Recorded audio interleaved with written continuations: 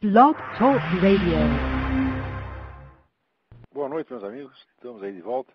Parece até que já tem gente na fila querendo dizer alguma coisa. Vamos atendê-los logo para não ficar esperando aí muito tempo.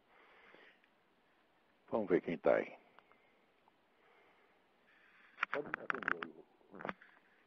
Alô? Alô? Alô? Alô? Acho que desligou. Bom, tudo bem. Essa semana aqui o assunto principal é um editorial que saiu aqui na Folha de São Paulo a respeito do aborto, chama-se Aborto em Plebiscito. E esse editorial é uma espécie de resumo da tática maligna usada por esses abortistas para implantar a ferro e fogo a sua reforma. Note bem que esse negócio de aborto não é uma coisa separada. Aborto vem junto com o negócio da lei da mordaça gay, vem junto com toda uma programação já traçada há várias décadas, tá certo, por essas forças globalistas, e que, vamos dizer que o jabá de inspiração é mais ou menos aquilo que está no livro do Herbert George Wells, que é a forma das coisas do porvir e a revolução aberta, a conspiração aberta, The Open Conspiracy. São dois livros que todo mundo deveria ler, porque eles são mais ou menos a fórmula do que está sendo implantado no mundo.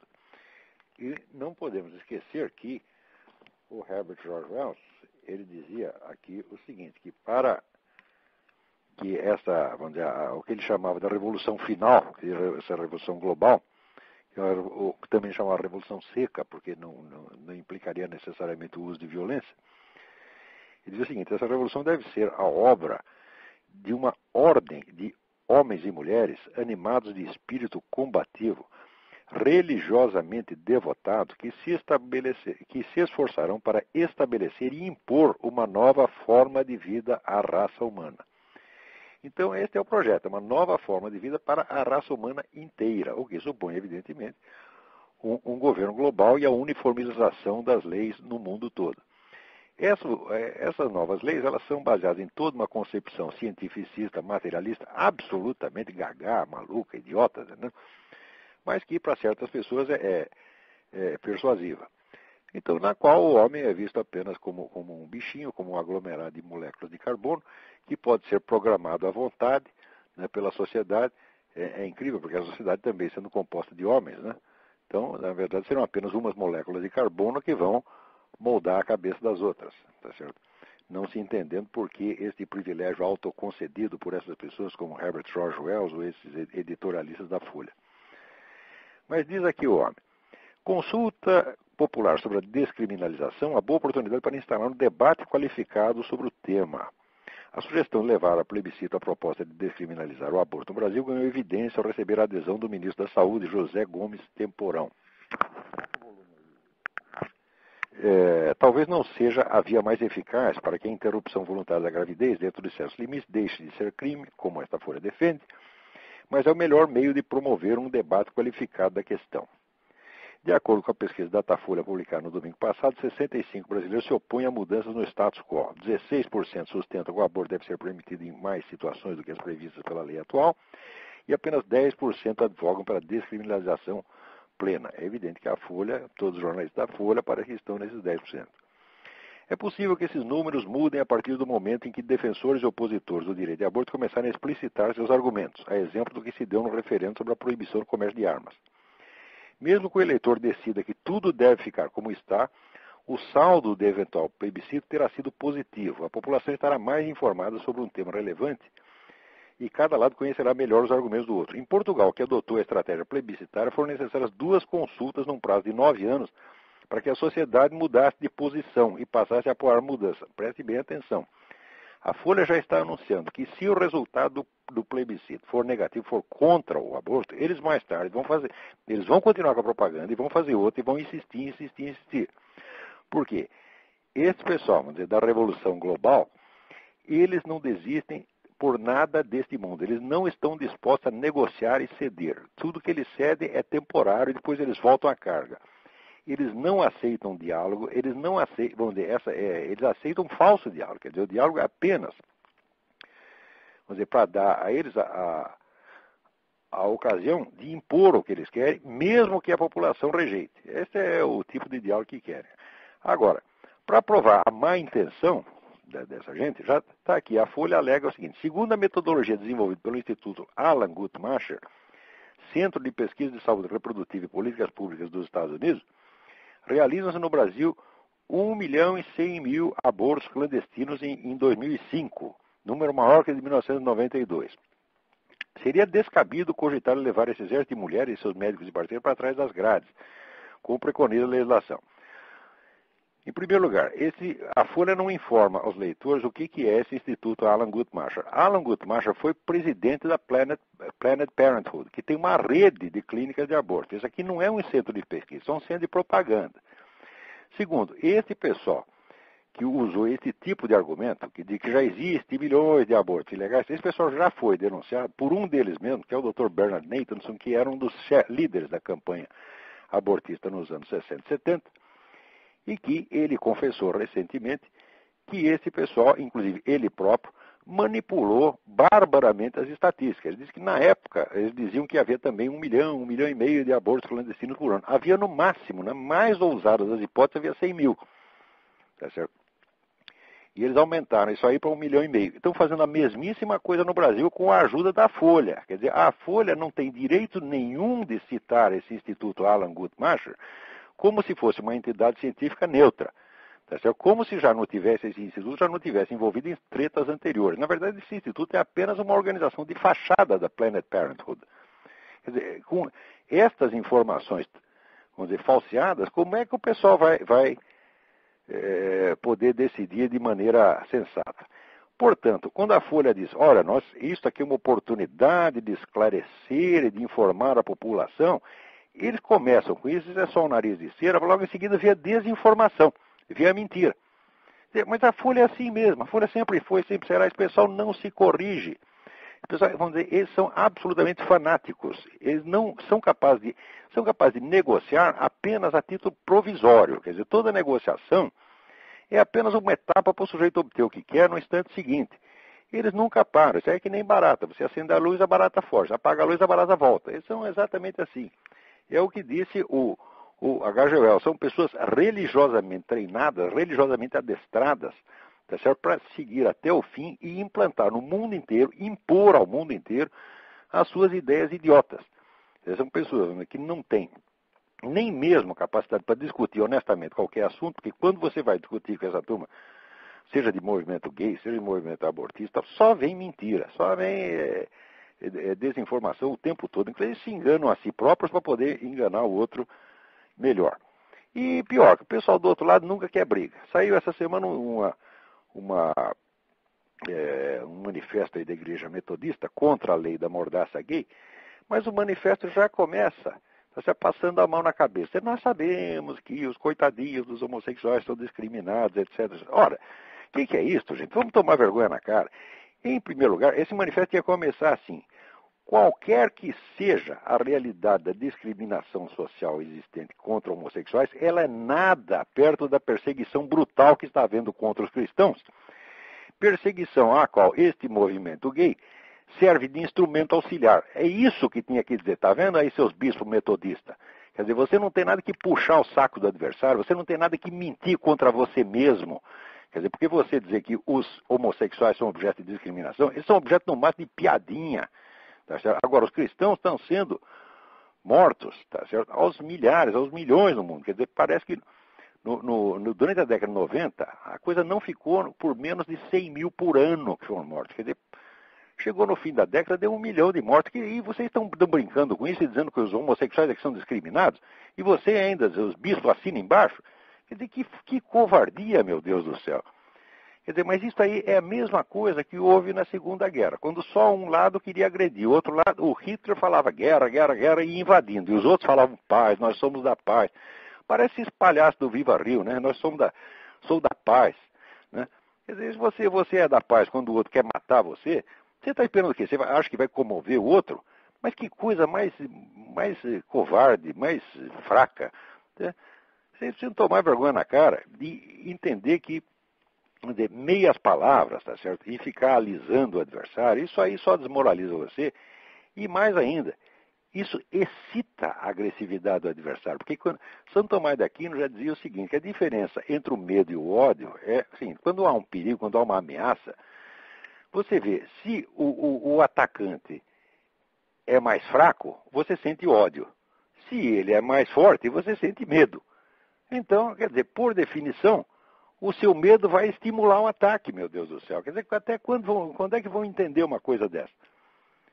Parece que todo mundo no Brasil que abre a boca tem primeiro fazer uma concessão, primeiro ele tem que florear um pouco, primeiro ele tem que alisar o adversário e depois dizer muito timidamente a sua posição. Dizer, olha, nós reconhecemos os seus direitos, mas nós também queremos, né, o direito, queremos um pedacinho, um espacinho para poder propagar também a nossa fé e dizer o que nós pensamos. Então nós queremos, não, nós exigimos e nós não aceitamos esta chantagem. Não aceitamos o negócio de movimento gay se fazer de coitadinho, porque o país inteiro está cheio de gays em altas posições. Você não vê pessoas perdendo emprego porque foram gays. Você não vê pessoas sendo maltratadas por serem gays. Isso só quando acontece, isso é raridade e é sempre na mão de algum psicopata, mas a sociedade mesmo. Ora, que pessoa decente, que pessoa normal vai perseguir, vamos dizer, um empregado, um funcionário, por um sujeito ser gay? Eu nunca vi isso na minha vida. Eu nunca vi isso acontecer. Eu vi o contrário. Eu vi grupo gay que tomava conta do lugar. Tem um jornal semanal que eu trabalhei. Quando eu entrei lá, eu percebi, tinha uma espécie de máfia gay. Eles mandavam naquele negócio, tá entendeu? E você não podia desafiá-los que eles te punham para fora. Tá certo? Então, você tinha que ficar bonzinho. E isso eu vi acontecer. Agora, para ele ter perseguido por causa de ser gay, então, pelo amor de Deus, que brincadeira é esta? Agora, perseguido por ser cristão, isso está acontecendo no mundo inteiro. Você vê, esta semana, né, juntando os dois assuntos, assunto de aborto e assunto de cristianismo, na Inglaterra teve um militante cristão anti-abortista que pegou umas fotos do feto, dilacerado feto, cortado em pedaços e mandou lá para uns abortistas para ver. Inclusive alguns abortistas que eram, quer dizer, não eram só abortistas, eram aborteiros, quer dizer, eram médicos que faziam aborto. O sujeito foi preso, foi acusado de distribuir material pornográfico. Quer dizer, eles acham pornográfico você mandar a foto do crime. Agora, praticar o crime não é pornográfico. Quer dizer, você pode retalhar o feto do jeito que você quiser. É bonito, é lindo, é maravilhoso.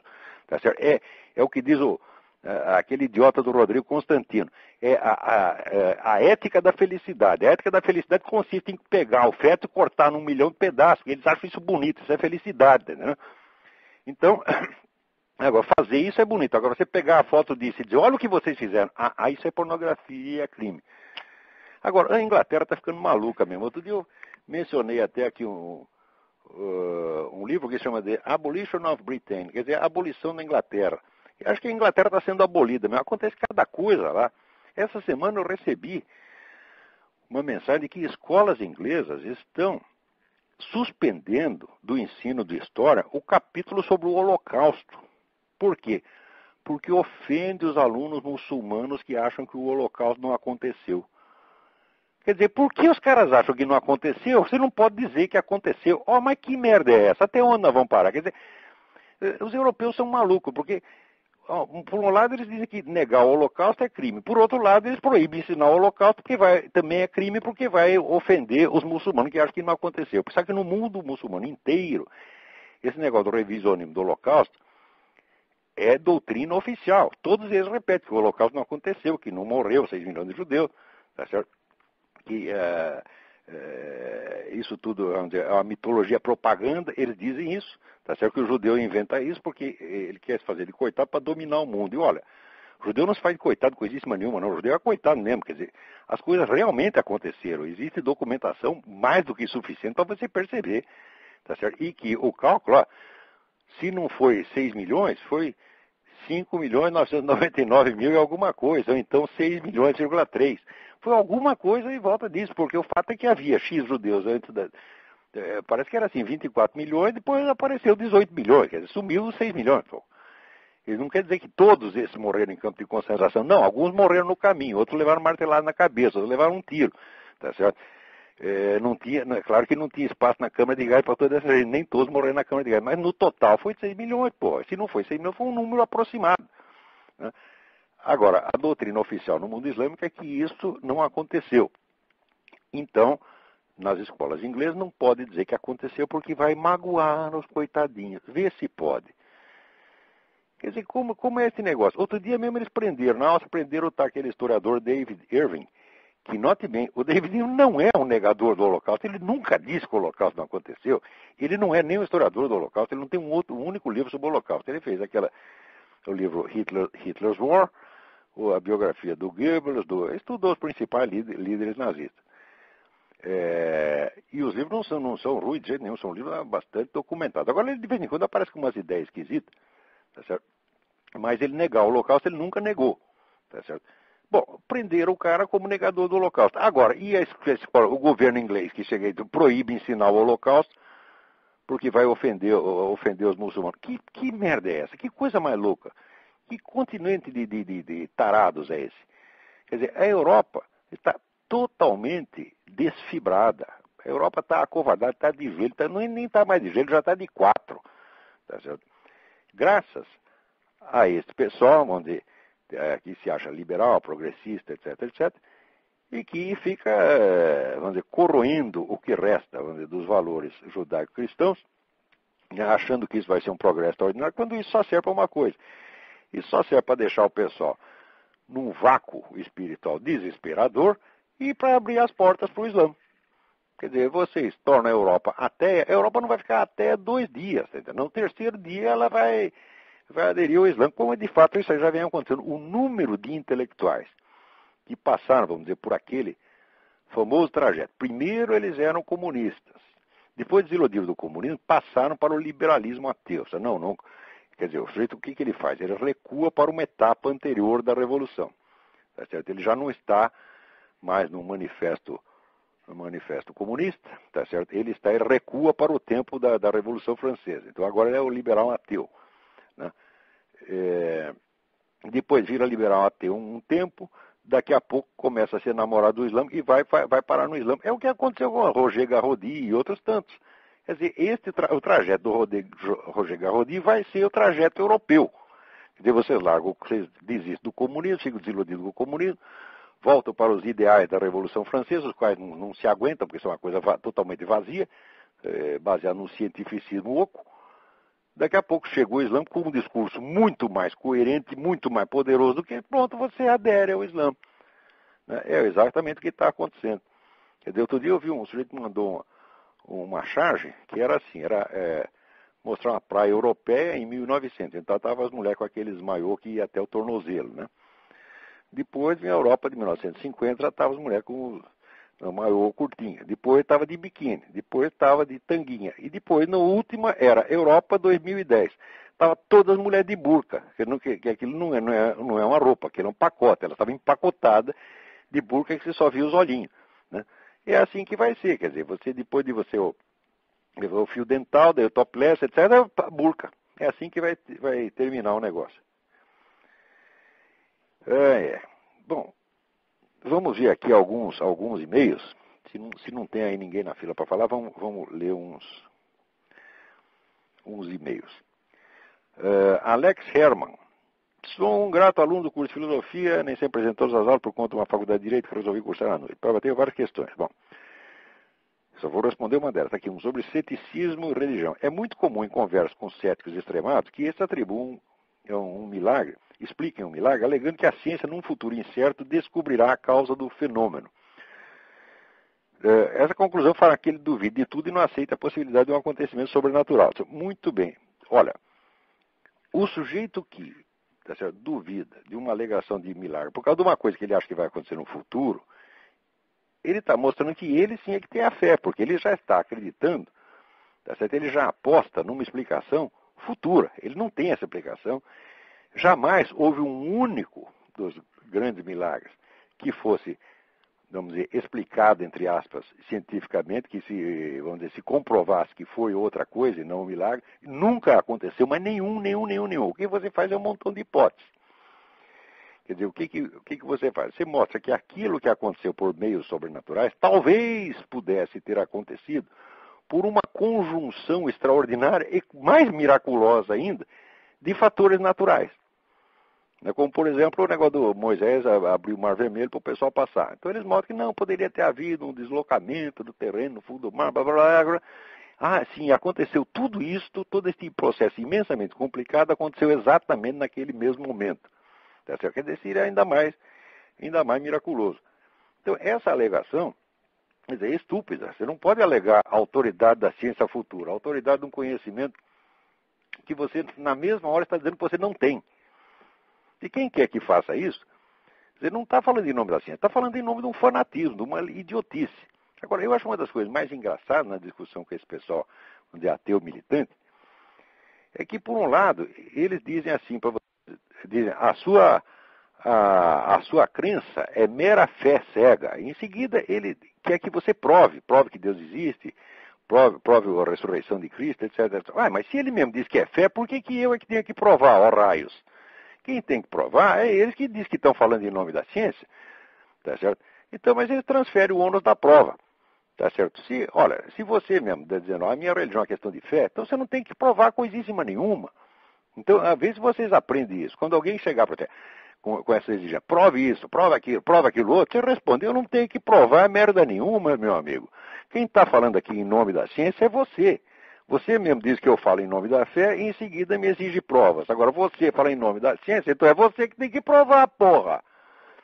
Então você pode fazer as seguintes perguntas. Primeiro, fulaninho, qual é a ciência que você pratica? Você é físico, você é químico, você é geólogo? A sua ciência estuda a existência ou inexistência de Deus? Não. Então você está falando em nome de uma outra ciência que você não pratica. Qual é a ciência que estuda a existência ou inexistência de Deus, meu filho? Não existe nenhuma ciência experimental que estude isso, então cala a boca, burro. Tá certo? Você está falando de uma coisa que você não conhece. Né?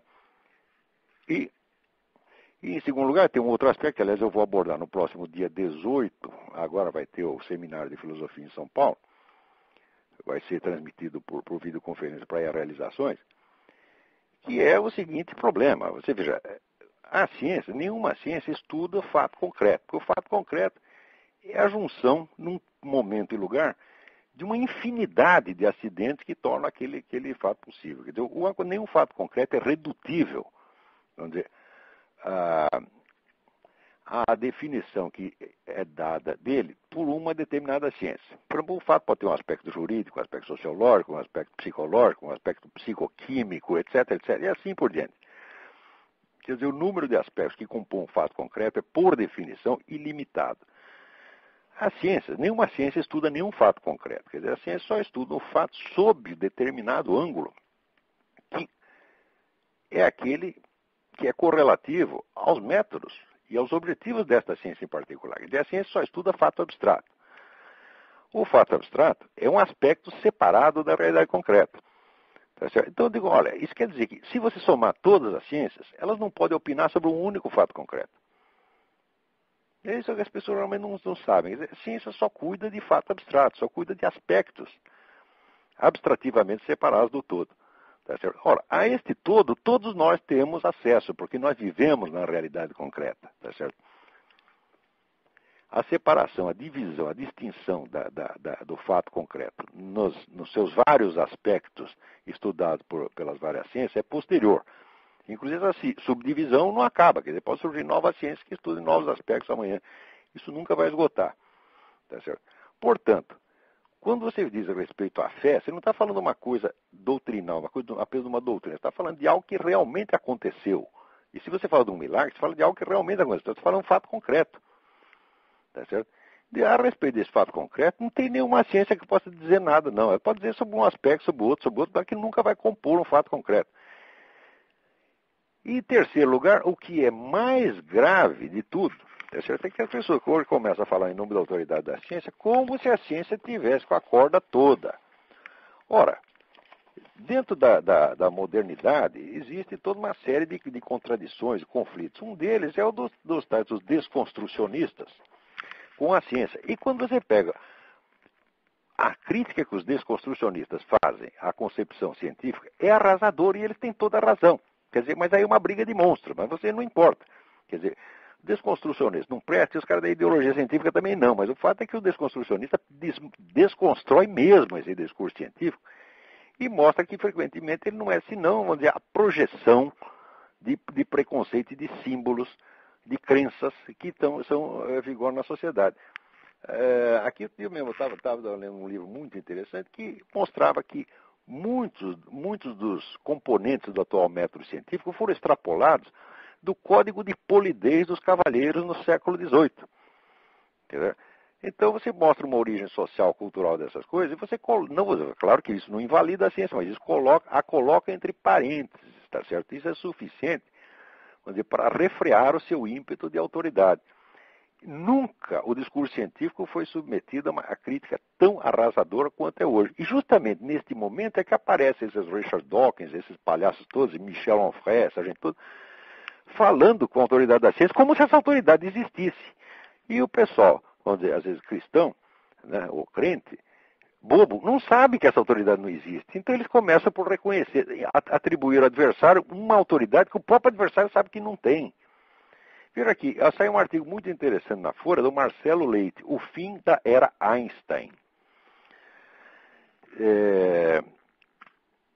Ele diz o seguinte: no campo das ciências naturais, o pesquisador é hoje mais um chefe de equipe do que um intelectual. Quer dizer que o trabalho científico está se tornando cada vez mais, vamos dizer, um puro trabalho burocrático, de organização burocrática, onde a quantidade de trabalho intelectual de fato é mínima. E é dividida cada vez entre um número cada vez maior de pessoas. Por outro lado, acontece que está aí também na revista inglesa Prospect, um artigo muitíssimo interessante, esqueci o nome do autor agora, que diz que em muitos campos da ciência moderna estão se usando, vamos dizer, cálculos tão complicados, quer dizer, operações tão longas, tá certo? Que um computador faz rapidamente, mas que implica um número tão grande de passos e de dados que aquilo não é acessível ao controle humano. Então os caras só não sabem mais se aquilo prova alguma coisa ou não prova. Digo, olha, a ciência em nome do qual esses idiotas estão falando aí com tanto ar de autoridade é esta ciência. É esta ciência que está cheia de rombos, de furos, de incoerências, de absurdidades lá dentro, né? E que, no fim, vive apenas um conjunto de crendices, se você pensar bem. Não confundir, agora, sempre que a gente fala isso, aparece um idiota dizendo, mas como você explica, então, a tecnologia, etc. Tecnologia tem merda nenhuma a ver com ciência. Tá certo? Técnica funciona ao contrário da ciência. Ciência, vamos dizer, é a redução de um conjunto de fenômenos a um princípio que os explica homogeneamente. Tá certo? Como, por exemplo, vamos supor, você pega o fenômeno do raio e pega o fato de que quando você passa a mão no gato, às vezes você toma choque. Você reduz esses dois fenômenos totalmente diferentes a um princípio comum que você chama de eletricidade, o qual também, parênteses, você também não sabe o que é. Porque até hoje ninguém explicou que raio de coisa é uma carga elétrica. Mas, enfim, você reduz aquilo a um princípio comum, ou pelo menos a um nome comum. E a técnica é exatamente o contrário. Toda a técnica é uma conjunção de meios absolutamente heterogêneos para a realização de um determinado fim. Quer dizer, a lógica da técnica é a lógica que vai do heterogêneo, dos meios heterogêneos, para um resultado único. Ao passo que a ciência segue o processo contrário, ela vai para a homogeneização. Então, isso quer dizer que a técnica se faz, vamos dizer, com elementos que podem ser tirados de várias ciências e cuja articulação jamais é científica. Tá certo? Portanto, e ao contrário, a técnica sempre progride antes da ciência. Quer dizer, você desenvolve equipamentos que você não sabe nem como explicar, e depois você começa a fazer pesquisa científica em cima daquilo. Tá certo? Você veja, foi depois que inventaram os computadores, tá certo? Que daí o pessoal começou a desenvolver modelos informáticos do cérebro. Quer dizer, o equipamento já existe. Daí os caras começam a tirar conclusões científicas ou pseudocientíficas disso aí e aplicar para outros domínios. Mas a própria invenção dos computadores não dependeu de nenhuma dessas teorias, tá certo? Ela dependeu de alguns conhecimentos, na verdade, elementares de eletrônica e do código binário que já estava pronto desde o século XVIII. Que século XVIII? O código binário já estava no I Ching, meu Deus do céu. Então, quer dizer, a ciência não tem muito o que ficar arrotando a autoridade, não. Aliás, chamá-la de ciência já é um absurdo, porque esse é apenas uma modalidade específica de conhecimento, de experimental materialista. Devíamos chamá-la assim, conhecimento experimental materialista, e não ciência. Ciência significa conhecimento racional, organizado, fundamentado. O que tem de fundamentado nessas coisas é muito pouco. Tá certo? Às vezes você tem uma certeza de determinados processos que acontecem porque eles foram observados em laboratório, mas você não tem a mais mínima, na hora que começa a explicação daquilo, que seria a parte verdadeiramente científica, aí vira um saco de gato. Por exemplo, a física quântica acho que não tem experimentos que tenham sido realizados mais vezes do que os da física quântica, que estão comprovados que aquilo existe. Mas, agora, o que é exatamente? Do que se trata? Aí tem alguns milhões de teorias para explicar. E cada vez é um número maior. Tá certo? Então, a ciência está num estado de confusão, de incerteza total, tá certo? E de muita incoerência e confusão, e justamente nessa hora quer assumir uma autoridade pública muito superior a de 1 milhão de inquisições. Ora, vão pra puta que os pariu. Daí quando fala de inquisição, também essa é outra coisa que os caras é só mito. Uma coisa puxa a outra. A pessoa fala das mortes da inquisição, etc. Vocês já estudaram, pararam para estudar o morticínio feito pelas seitas heréticas? Por exemplo, tem a seita dos cátaros, por exemplo, eles pregavam o suicídio. Tá certo? Então, o sujeito se submetia a certas iniciações, e daí era sugerido que ele se suicidasse. Tá certo? Mesmo que fosse menor de idade, mulher, então, quer dizer, era uma indução ao suicídio, e na verdade forçava tanto que virava um homicídio. Ora, os documentos apreendidos desta seita mostram que morreu muito mais gente por este rito, eles chamavam Endura. A tal da Endura matou muito mais gente do que a Inquisição jamais matou. E se a Inquisição não tivesse mandado parar com essa merda, tá certo? Já teria morrido metade da Europa cometendo a tal da Endura. Tá certo? Então, quer dizer, o pessoal conta a história, mas conta sempre pela metade, escondendo um pedaço, fala os horrores da Inquisição. Sim, são horrores, claro, mas o horror alternativo era muito pior. Se essa seita tivesse tomado conta do... Veja, os cátaros já tinham uma boa parte desse programa, abortista, gaysista, etc., que está aí. Os cátaros queriam abolir o casamento. Eles eram contra o sexo no casamento, mas sexo fora do casamento podia. Tá certo? E havia também uma indução à homossexualidade. Quer dizer, isso aí já teria se espalhado na Europa muito antes. E sempre vem essa coisa. Quer dizer, o próprio Engels já tinha observado isso. Que onde quer que surja um movimento revolucionário, aparece imediatamente o negócio do amor livre, do gays, etc, etc. Está sempre uma coisa ligada a outra. E sempre ligada a uma violência extraordinária. Agora, depois que alguém entra e manda parar com essa violência, daí é a violência reativa que entra para a história como se fosse a parte pior.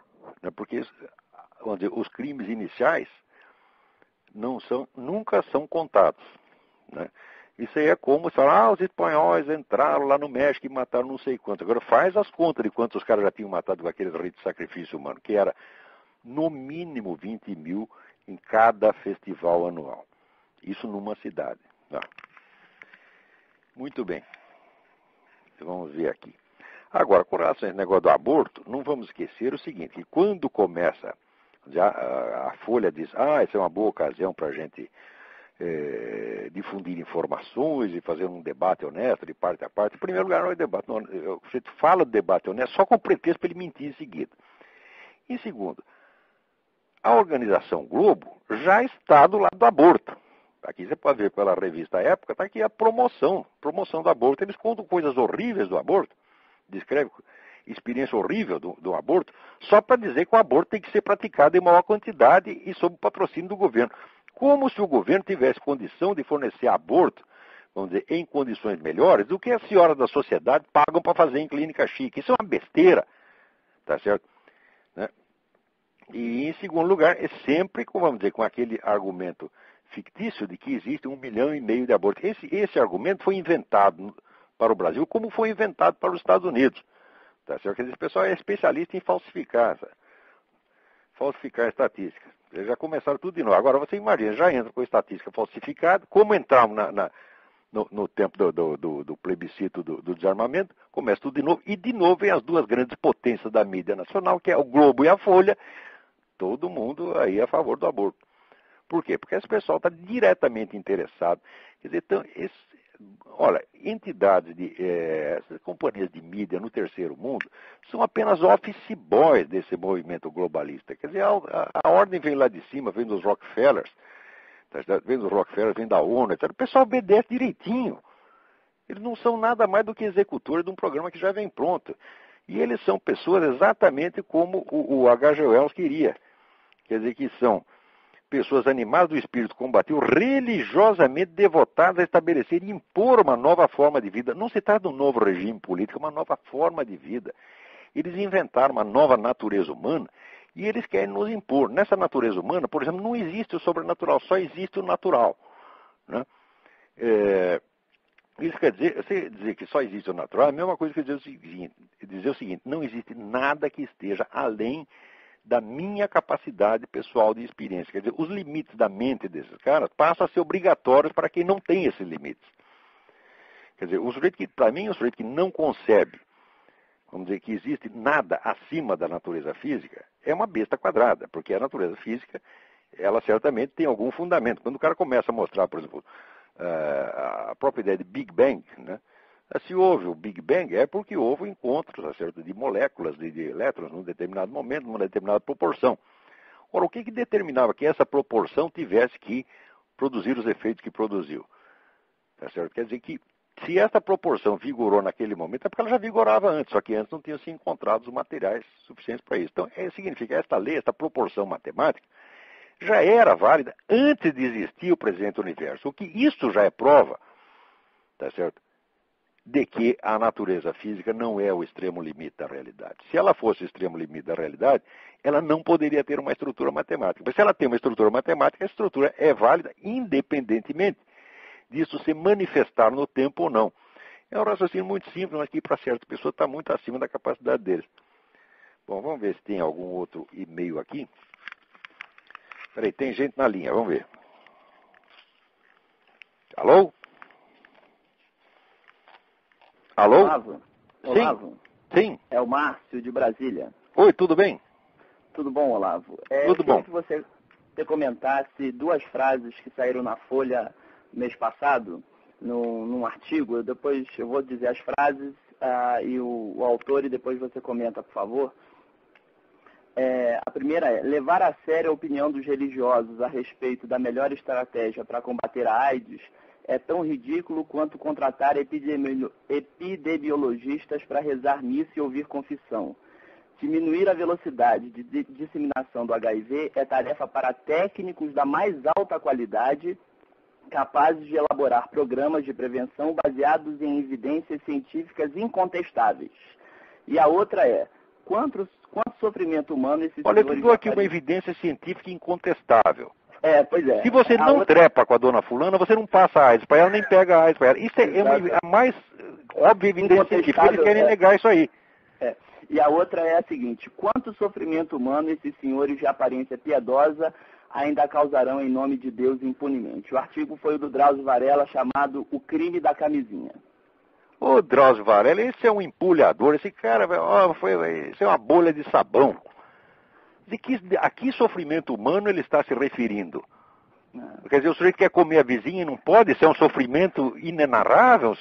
Ou quem sabe ele está querendo comer meio mundo e não pode, não deixam ele comer? Ele deixou de transar alguma vez porque a igreja não deixou? Ora, vai pra merda. Quer dizer, o que é isto?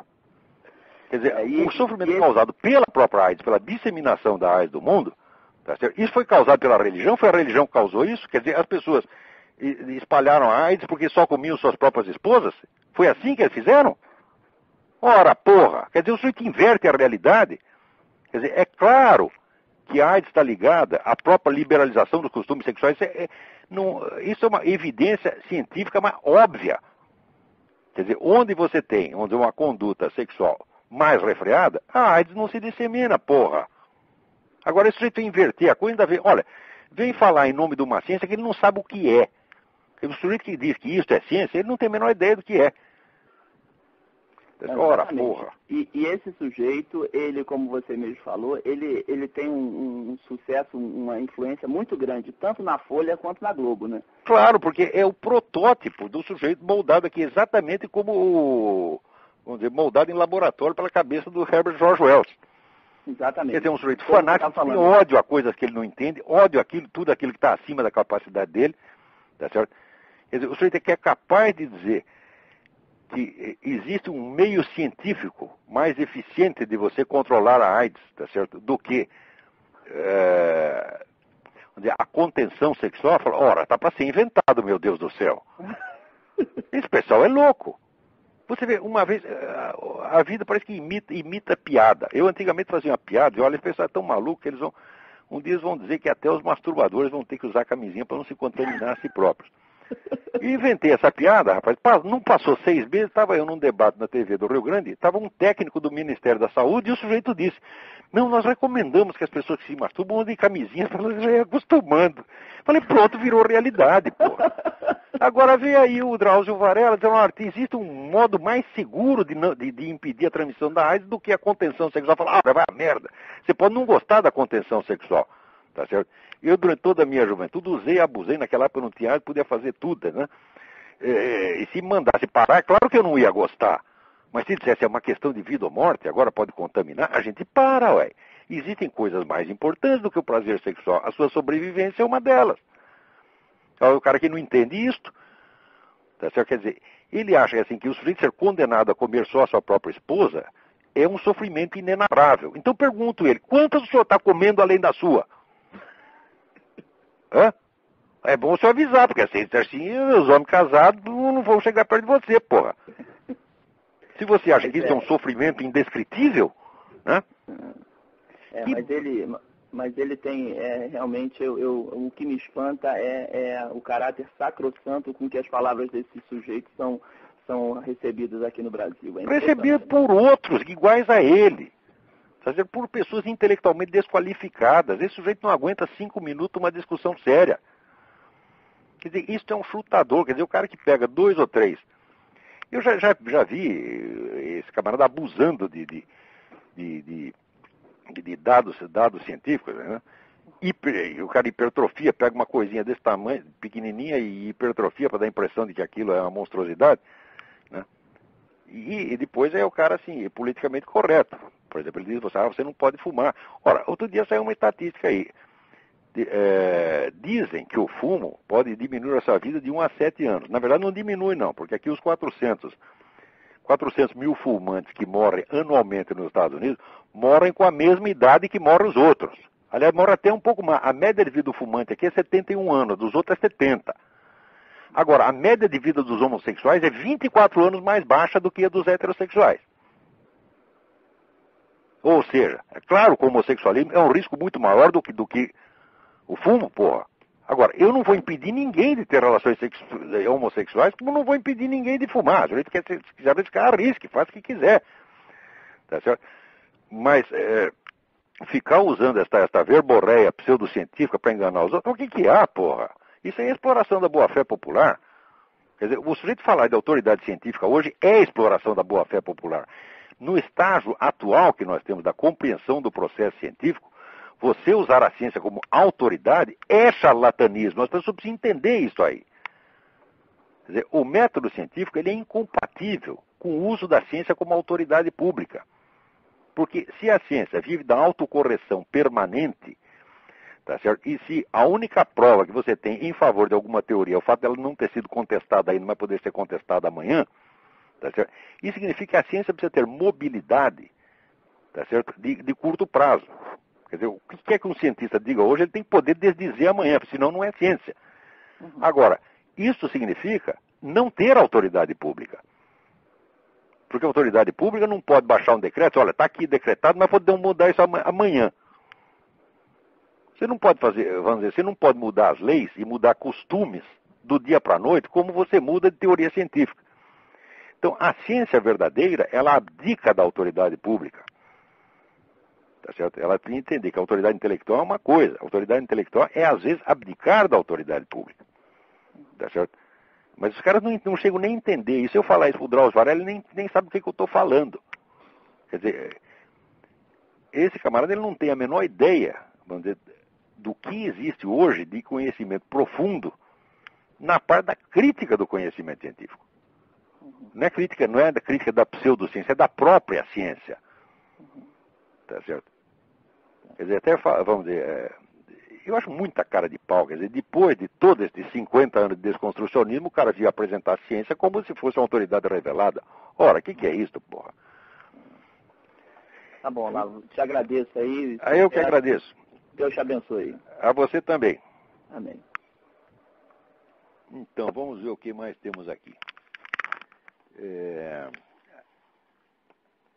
Aqui, é incrível, esses americanos, aqui saiu na Newsmax, que é uma agência muito boa.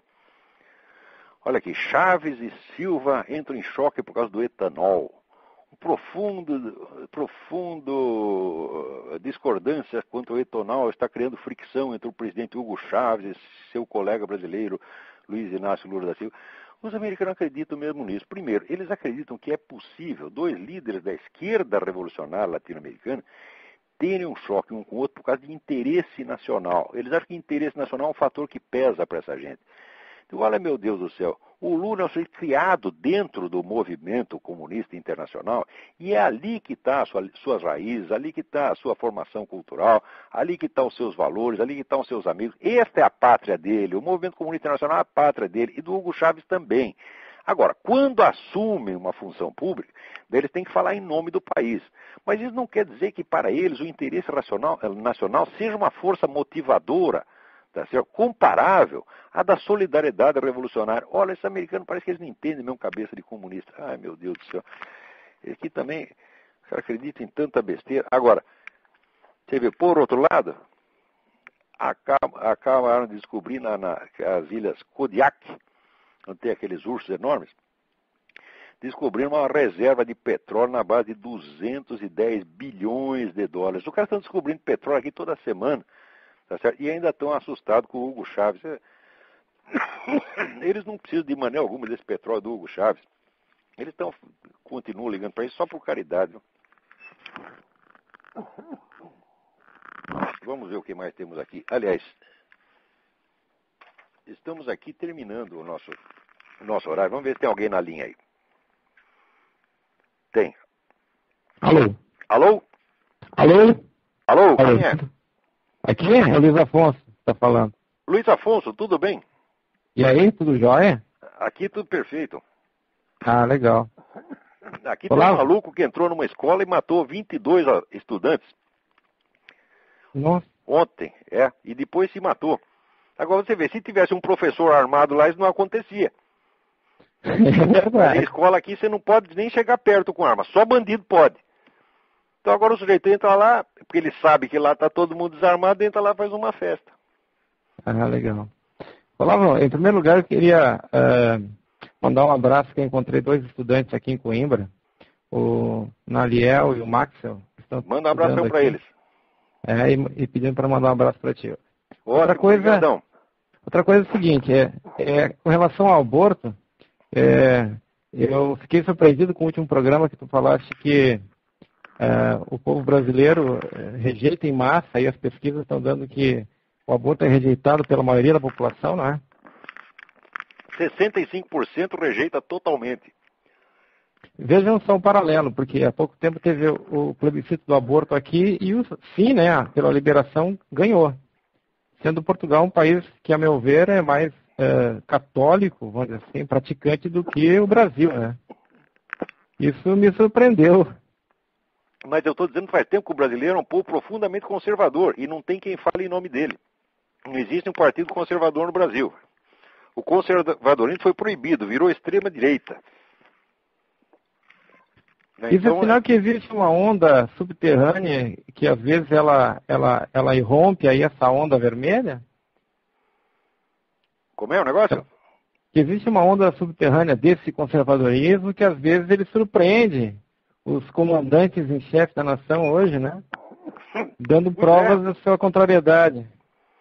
Pois é, mas esse conservadorismo ele não pode ter canais de expressão política, está proibido, né? Então, quer dizer, a nação inteira está na extrema-direita. E a Folha que vira o mainstream, né? Quer dizer, aquela meia dúzia de garoto bobo da Folha, eles são o mainstream, eles são a opinião central e equilibrada. O resto da nação está toda à extrema-direita. A maior razão para o pessoal votar aqui a favor do aborto era para ser tão moderno quanto as outras nações da Europa, como a França e a Espanha, onde já foi liberado o aborto também. Complexo de inferioridade. Qual é a vantagem de ser moderno? Você veja, a Revolução Francesa foi moderna, a Revolução Russa foi moderna, o nazismo foi moderno. Toda essa gente, ninguém era conservador, todo mundo queria, vamos dizer, tudo moderno, né? Tudo de ponta, como se diz hoje. A Alemanha estava na ponta da tecnologia e na ponta dos experimentos sociais, inventando uma sociedade nova, né? Quer dizer, qual é a vantagem de ser moderno? Quer dizer, por que o fato de ter vindo depois é melhor do que o que veio antes? Ora, que merda. É uma ideia besta, né? Totalmente besta. E, Olavo, outra coisa é o seguinte, eu queria... aquele conceito de Estado laico, que até agora a gente comentava que isso nunca existiu em nenhum momento histórico aí, né? Na história humana. E o Estado laico, mas não a civilização laica, né? Agora, o que eles chamam de Estado laico é o Estado antirreligioso. Eu digo, ora, merda, se é laico, ele não dá palpite em matéria de religião. Né? Eu quero que ele não é o Estado laico, ele quer o Estado ateu militante, não é laico. Né? Ou seja, isso é fraude, o Estado laico é fraude. Ou seja, esse Estado que eles falam aconteceu aonde o comunismo foi implantado, pelo menos inicialmente eles Mas fizeram exatamente, quando começa esse pessoal, tipo Michel Onfray, esse Dawkins e outros, né, eles querem erradicar a religião. O Michel Onfray diz até, nós não podemos ter tolerância. Nós temos que nos organizar e acabar com isso. Agora, o que ele quer? Quer banir a religião. Como é que vai banir? Vai ter que proibir. Mas isso já foi feito. Exatamente. Já morreu milhões de pessoas nessa brincadeira. Agora eles querem fazer tudo de novo, com outro nome. Quer dizer, vão chegar nos não mesmos pode ser tolerado. Esses camaradas, a gente tem que calar a boca deles, tá certo? Na base do desmascaramento impiedoso e cruel da sua maldade, da sua mendacidade, da sua vigarice. Tá? Não é discutir amavelmente com esses caras como se fosse uma divergência intelectual. Por exemplo, o sujeito pode chegar para você e dizer, ó, eu acho que você não deve existir, nós devemos suprimir a sua existência. O que você acha disso? E daí você responde educadamente. Pois a única resposta certa é, vai tomar no cu. Essa é a única resposta, porra. Quer dizer, você quer me matar, quer me suprimir, e ainda quer que eu responda educadamente? Ora, vai chupar uma piroca, o que é isto, porra? Esse pessoal é muito cínico, sem vergonha. Tá certo? Dawkins é um sem vergonha, Michel Onfray é um sem vergonha, tá certo? Os seus discípulos estão no sem vergonha, porque o que eles estão propondo é um morticínio, é um genocídio geral. Agora, ele diz, não, nós não somos a favor da violência. Agora, o que você acha de chegar o sujeito para você dizer assim, olha, eu sou a favor do nazismo, mas eu quero um nazismo soft, nazismo sem violência. O que você acha? É a mesma coisa que eles estão propondo, porra. Quer dizer, isso é conversa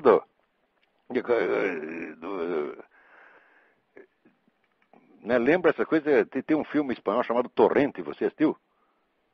Eu já vi. É uma comédia, é muito engraçado, é muito engraçado. Então, é um policial corrupto e ele tá fazendo uma tocaia para pegar uns bandidos e tá ele com o ajudante dele, né? Daí eles estão lá faz horas no carro, de madrugada.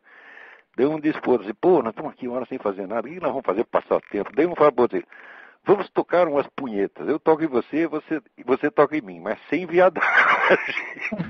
Então, esses caras, eles querem, vamos dizer, a abolição da religião sem violência é a mesma coisa, tá certo? Que esse negócio sem viadagem. Fala, não é possível. Quer dizer, é um jogo de palavras.